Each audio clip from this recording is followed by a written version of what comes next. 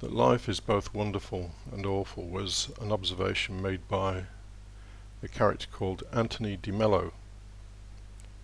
He was a Jesuit priest and was heavily censured by the Vatican for making those kind of comments, as you might expect. But that statement encapsulates probably the way many of us feel about life. The awful things are just all too obvious. Just turn on the news. And the wonderful things are fairly obvious as well. Just take a walk in nature. Observe the perfection. Every little thing created to absolute perfection. And the deeper you go, the more perfect it becomes. And so we wonder at the beauty of the world and the universe, and we are aghast at the brutality and ugliness of it. The usual dualities. So let's have a look at the way the universe works, in outline anyway. Everything is driven by a force.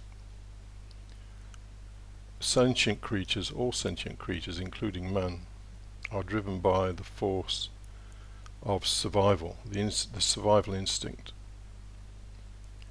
And almost everything you do will be to serve that instinct. You work because you need money to survive. You find a mate so that you can find a partner to continue existence in another generation.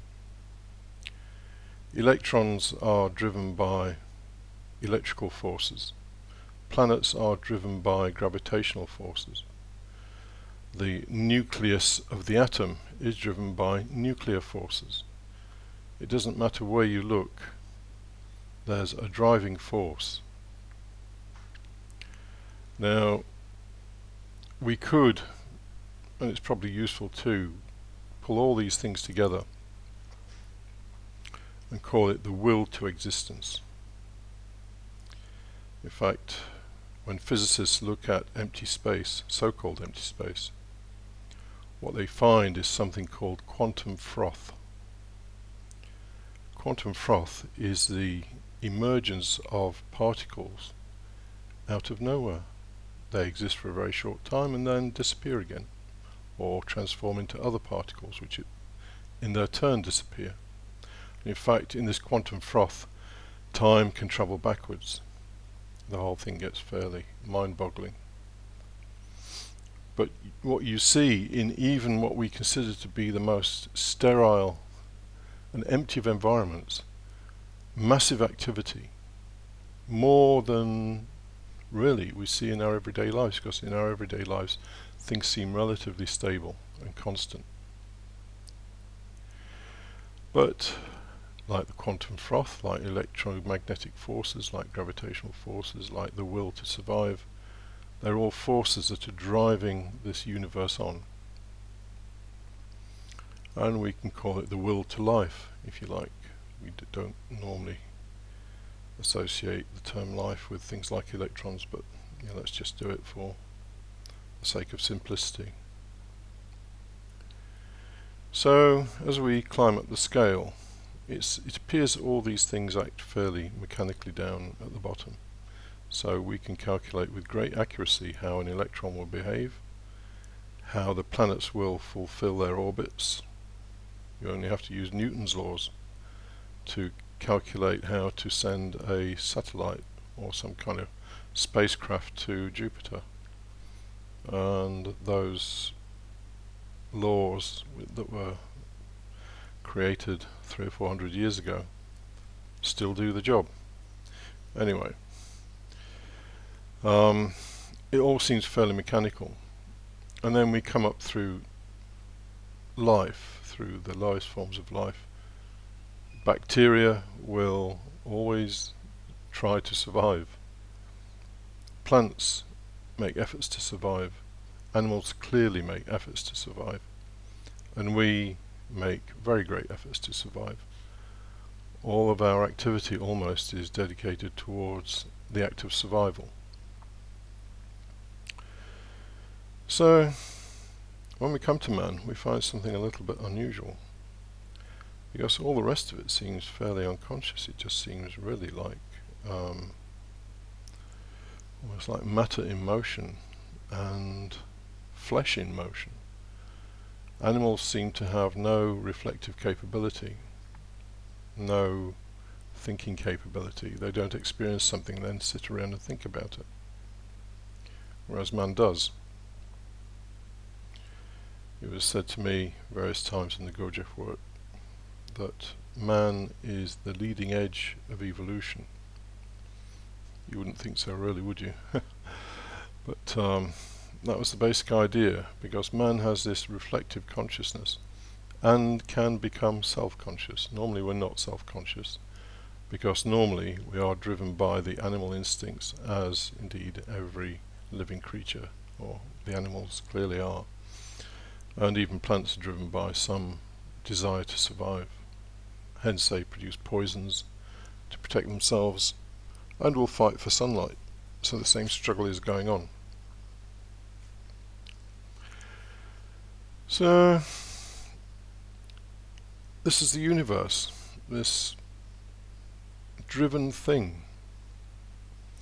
Now, just to put the whole thing in context of Spinoza and Schopenhauer, Schopenhauer's main hypothesis was that the universe as a whole is a will, a desire for existence. And I don't personally see anything that contradicts that. I just see things manifesting in the only way they can at a mechanical level, and everything striving to maintain its existence. And the universe is both devastatingly beautiful, full of perfections that are quite moving when you consider them. You know, the tiniest part of a plant is an image of perfection. The tiniest insect is this perfect thing that just does the only thing it can do in a perfect way. And so this beauty is quite devastating. But also, we look out on life, human beings particularly, and we see what is really devastating brutality. And it seems to indicate that this will to life is largely unaware of itself and its implications. Now, we get into tricky waters here, and I don't really want to go too far into the nature of awareness and all that kind of thing, but it may be that the universe is aware, but not aware of its awareness, if you know what I mean. In fact, Stephen Hawking actually said that it was something of a miracle that man has appeared to give the universe a view on itself, because it doesn't really seem to get it from anything else. So this would explain to a large extent why the universe can be this just unbelievably beautiful thing, but at the same time an unbelievably ugly and brutal thing, because it's not aware. It's a blind force pushing on. And maybe one day scientists and people who stick fairly rigorously to measurement and those kind of methods may find that all the forces are actually really just one force, from the atom through to man, and of course planets and larger constructs. That man is the only creature of reflection, it would seem, puts a special kind of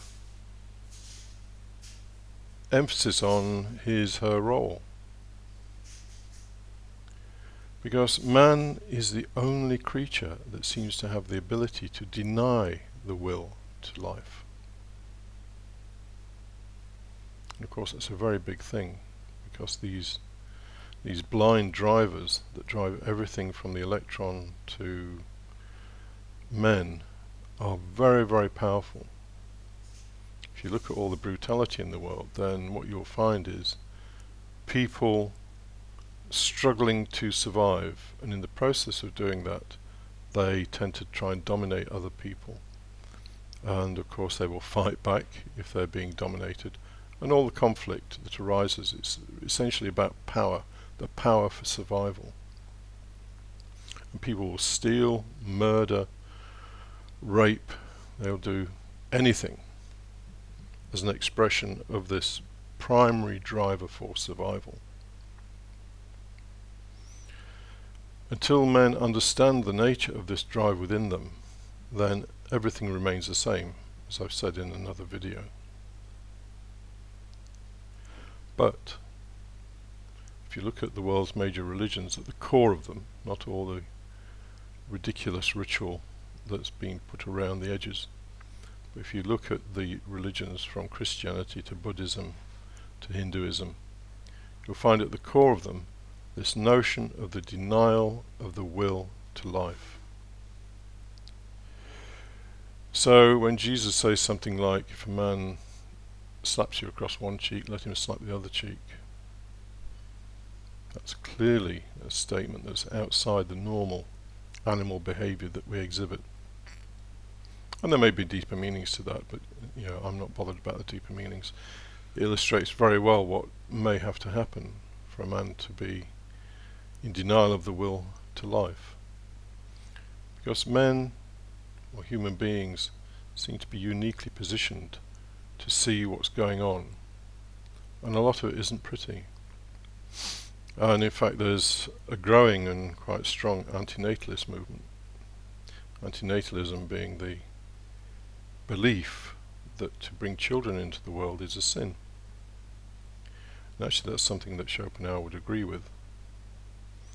And he quotes one Christian mystic, I can't remember the guy's name, but he says the only sin we have committed was to be born.